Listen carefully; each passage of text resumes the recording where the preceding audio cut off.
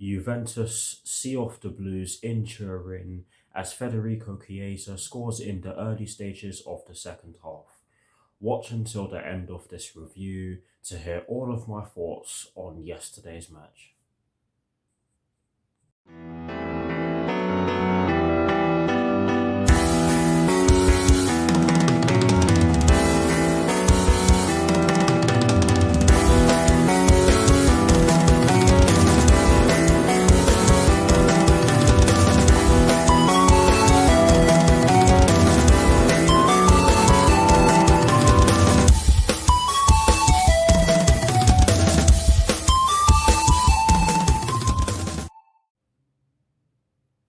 Hello people, welcome to my channel, welcome to another video. This is my review of the match that took place yesterday evening at the Juventus Stadium in the UEFA Champions League group stage between Juventus, of course, and Chelsea, which Juventus ended up winning by 1-0.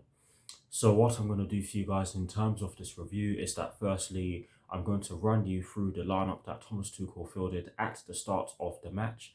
I'm then going to give you guys my thoughts on the match itself, and as always, I will be breaking it down into the first half and the second half.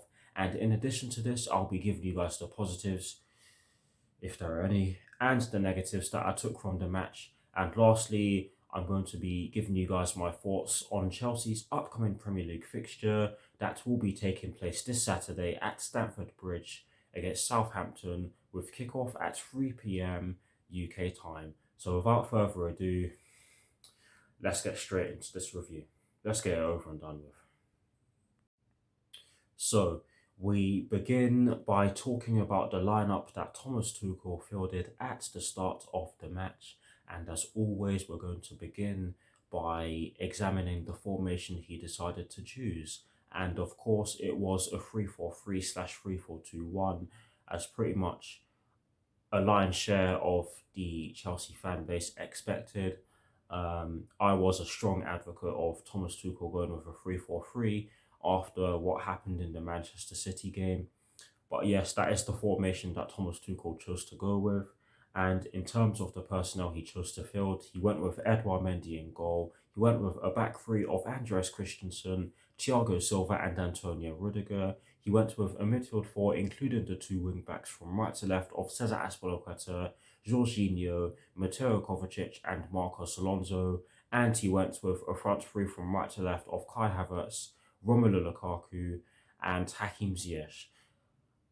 Slightly strange in some parts, but that is the lineup that Thomas Tuchel fielded at the start of yesterday's match against Juventus.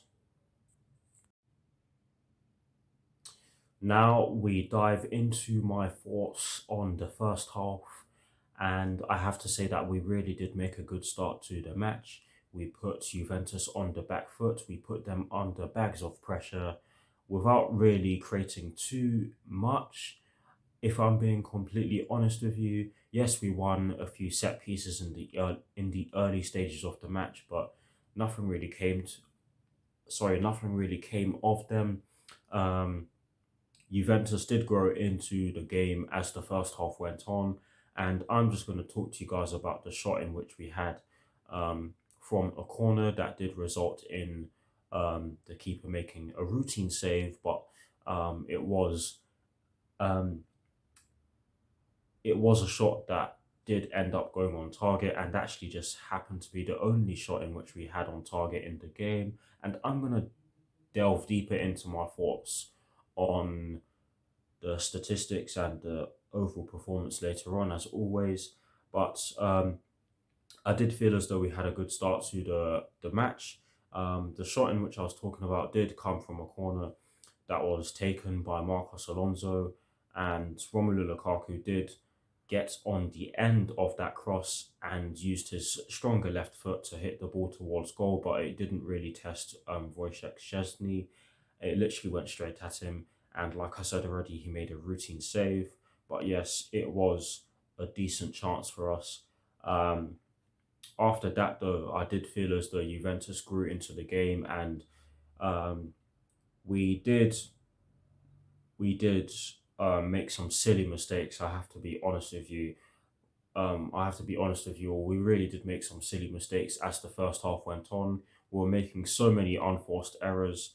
Um, there were times, and this is something that I was speaking to um, my friend about off camera during the um, during the aftermath or the immediate aftermath of the game. And I said this, it's funny how when Juventus were putting us under pressure, we were able to get around it on certain occasions. But when they weren't, we were giving the ball away. And that is pretty much the story of the latter stages of the first half. We kept giving the ball away, and Juventus did have some brilliant counter-attacking opportunities and the likes of Federico Chiesa made better decisions in the final third, i.e., that chance where he had the shot instead of passing it to Bernardeschi, they would have opened the scoring earlier than they ended up opening the scoring because we were really um, looking very naive with the way we were giving the ball away, and it's just not good enough. It really is as simple as that. Um, no real chances from us in the first half. I can't even remember a time where we actually managed to get through clean on goal in the first half. Um, in open play, that is, we really struggled. It's as simple as that. But overall, I did feel as though it wasn't even first half because we did have the better start, but they did have the better finish to the half. I'm going to be completely honest with you guys. That's just how I saw it. But we move into my thoughts on the second half, and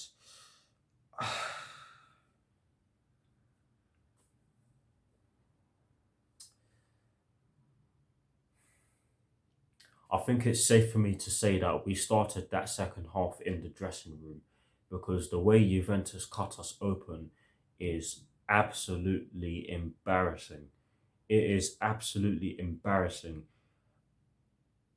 World class centre backs in Thiago Silva vacating a space that a forward is about to pass the ball into so that he can do exactly that is not good enough. It's not good enough. I don't know what the midfield were doing either.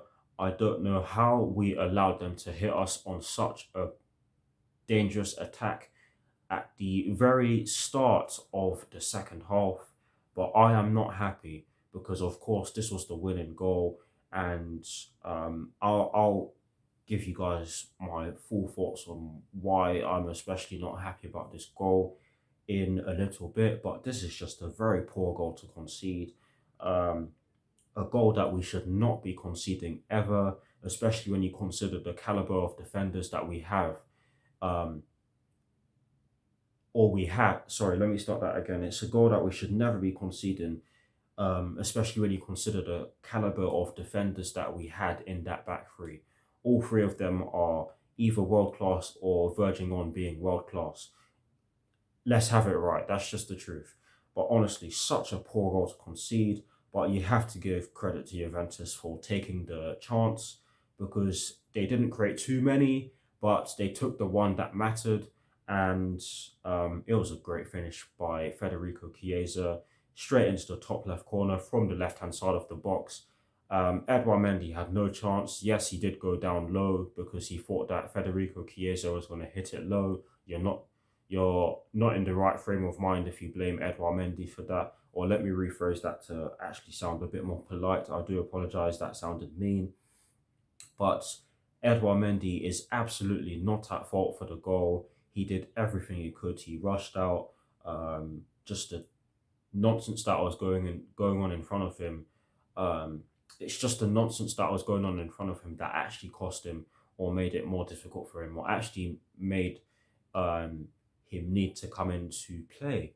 But yes, a very poor goal to concede. But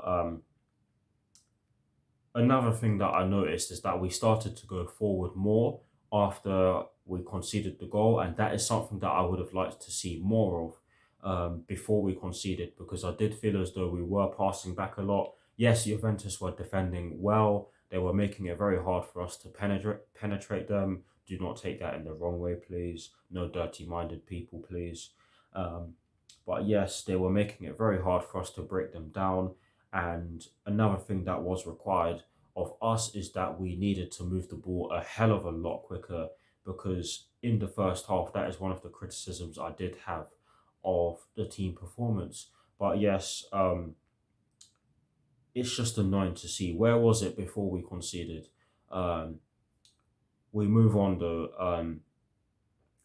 The main thing that really annoyed me about the goal in which we conceded is the fact that um, not only did we struggle to break Juventus down after, we just saw so many things that did play a part in us struggling to break them down. One of them was just the shocking lack of movement in the final third. Another one was the fact that we kept crossing the ball in the air when we know that Juventus have tall centre backs who can deal with physical strikers and have done so on several occasions in their time at the club. Um, Another one is the fact that we just kept giving the ball away. We looked short of ideas. There were just so many things that were wrong. Um, and I'm just going to sum it up now. Or before I do, I'm just going to say that we had some glorious chances towards the dying embers of the match through both Kai Havertz and Romelu Lukaku. Both of them should have scored, in all honesty, because um, Romelu Lukaku, when he managed to get away from Leonardo Bonucci, he should have scored that. Kai Havertz with the second header especially, he should have scored that. Considering how close he was, he really should have done better there. He should have at least hit the target. And I really do not understand why he kept trying to head the ball with the top of his head, when we all know that it's better to try and head the ball, or better to head the ball with your forehead. It's as simple as that. There were just so many things wrong today, and overall, the better team won. They were by far the better team. They were organised, they took their chance, and shut up shop after they took it. And they could have had more, let's have it right. They could have scored more because we were defending terribly. It's as simple as that. And by defending, I'm talking about the entire team. I don't just mean the three centre backs plus the wing backs, I mean the entire team. Defensively, we were poor. We got exposed, and luckily, certain players in the Juventus team did not have their finishing boots. Otherwise, we would have been punished. But yes, it was just all wrong. I cannot pinpoint a player who actually played well. Maybe I'm being a bit harsh, but that's just how I feel, or that's just how I see it. But yes, in terms of the positives and the negatives that I took from the match, unsurprisingly, there are no positives. So we just move straight on to the negatives. The first one is that there was a lack of movement in our attacking third. I've touched on this already, and this has been something that this is something that came through to the game from the City game, and that is something that desperately needs to change. Otherwise, we'll struggle to score goals. It's as simple as that. But that's the first negative that I took from yesterday's match. The second negative that I took from yesterday's match is the fact that our concentration levels were embarrassingly low. I'll say it again. It's ironic that we were able to get through the Juventus press with some quick passing whenever they were pressing, or on certain occasions when they did press us. But it was but we weren't able to retain possession when they were not pressing us on certain occasions. It just baffles me how that was possible. But that's the second negative that I took from yesterday's match, and the third and final negative is that no one really played well. I'll say it again. I cannot really pinpoint a player who had a good game. Um, you guys are gonna have to help me out with that one. Um, but yeah, that's all I can say. That is it for my thoughts on the match. Please, guys, do drop your thoughts on the match in the comment section below. I shall do my very best to respond, and let's just move on. Let's just move on to the next section, that is. But anyways, we move. Now, to wrap up this review, I'm going to give you guys my thoughts on Chelsea's upcoming Premier League fixture that will be taking place this Saturday at Stamford Bridge against Southampton, with kickoff at 3 p.m. UK time. honestly, with the way we've been playing in the last two games, I cannot say that I'm looking forward to it. Um, One thing I did forget to mention in the section of this review that saw me give you guys my thoughts on the match is that I felt as though the only thing that stopped our performance from yesterday's game being as bad as our performance against Manchester City last Saturday is the fact that we had a shot on target. That's literally the only difference that I can find between the two performances, because yesterday we were really bad. We were really bad. Seriously. But anyways, Southampton are a great side. Yes, they've lost the likes of Danny Ings.